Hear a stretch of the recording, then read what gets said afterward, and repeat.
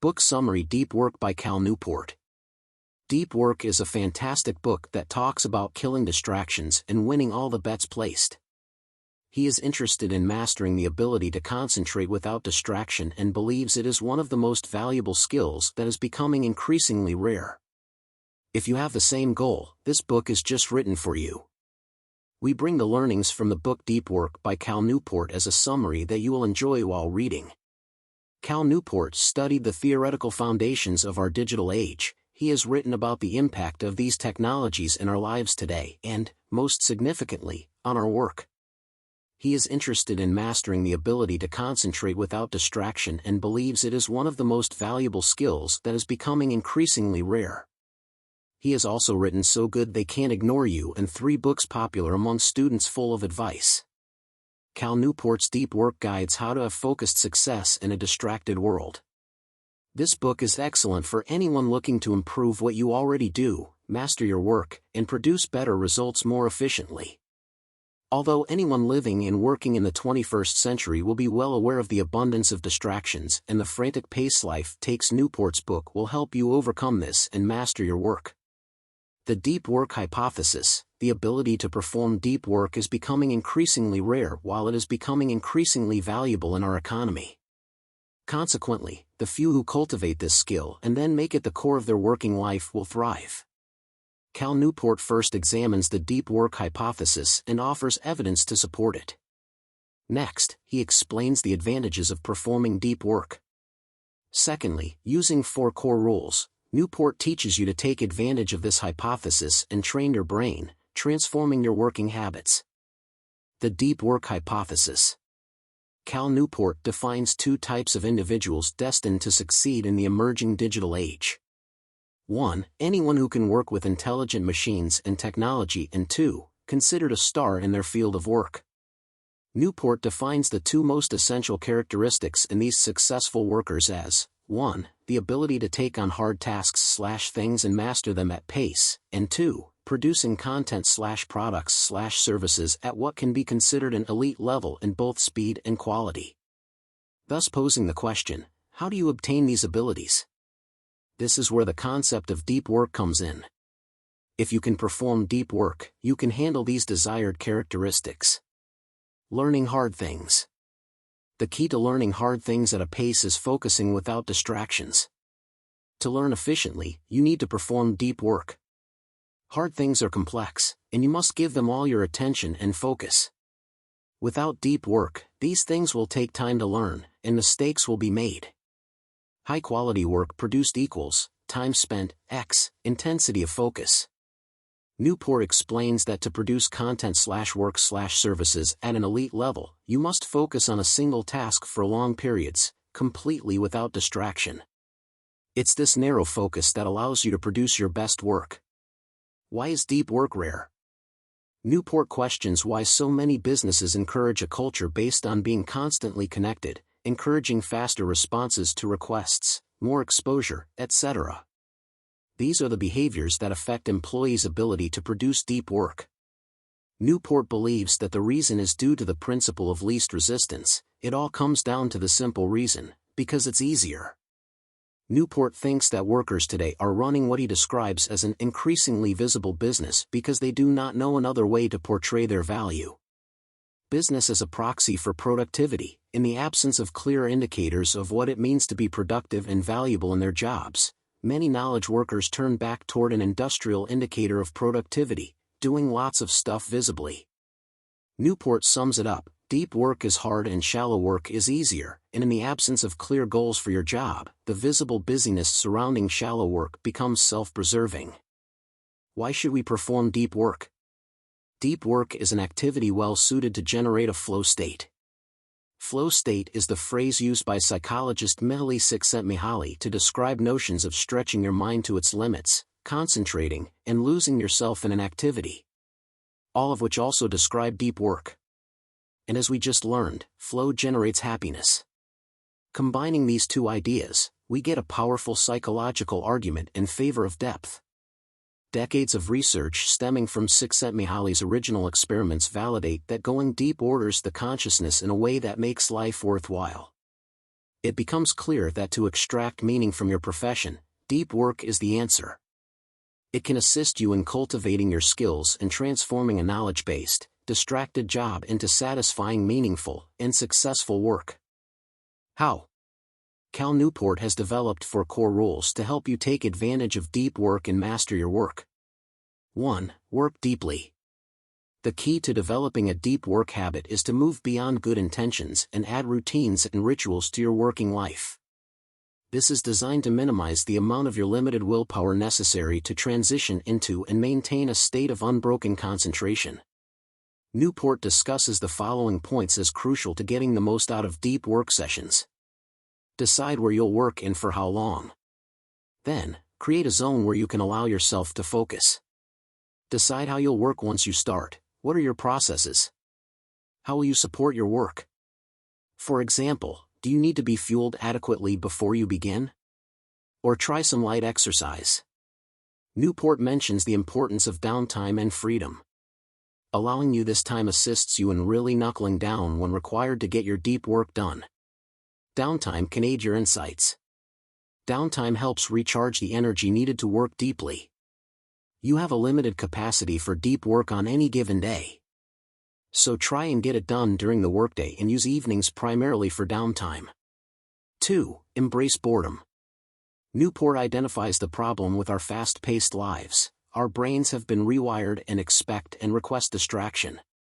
We check our smartphones at any moment of potential boredom, whether waiting in a queue or when your friend pops into the bathroom. This means our brains are accustomed to looking for distraction. There is no space left for deep work.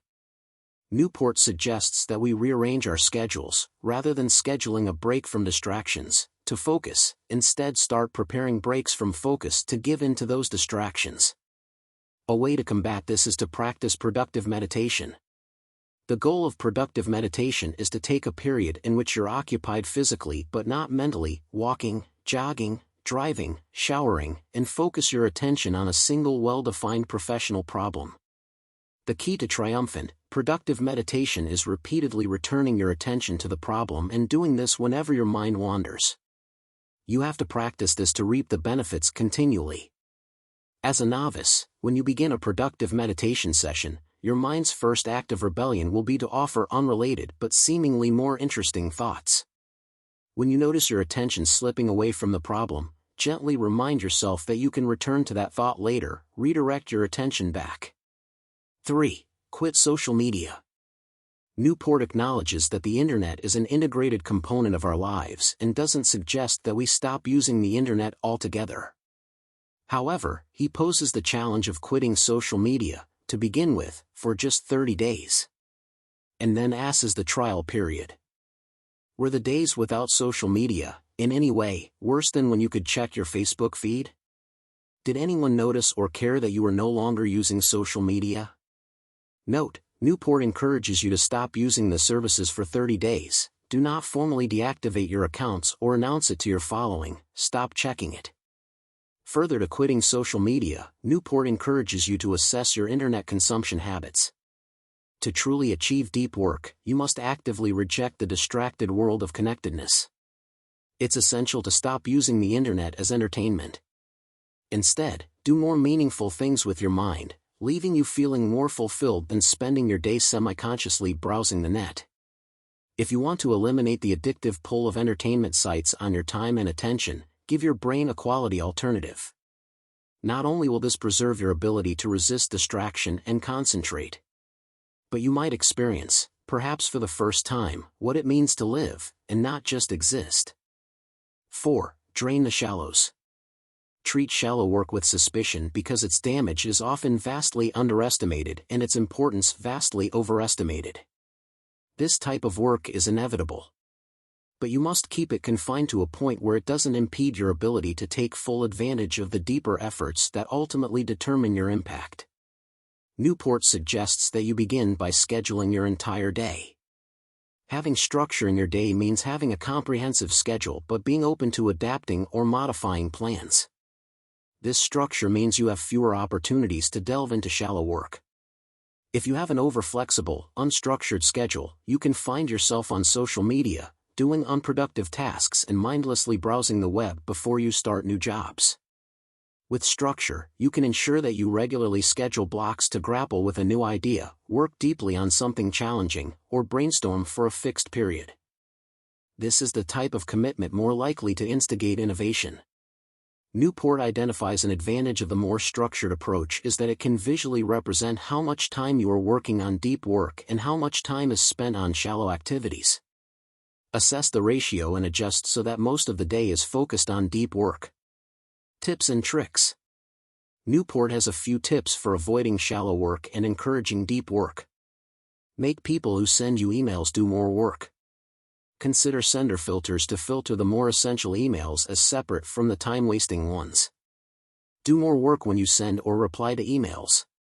Rather than sending quick short-term responses that may require more work later, assess the email. Can you fulfill all requirements right away? Be efficient with email, don't put things off that can be dealt with immediately. Don't respond. Not everything needs a response, and that's okay. It would help if you learn to be comfortable with this, but soon enough, you will see the benefits. Stop being busy. The deep life, of course, is not for everybody. It requires hard work and drastic changes to your habits. For many, there's a comfort in the artificial busyness of quick email messaging and social media posturing.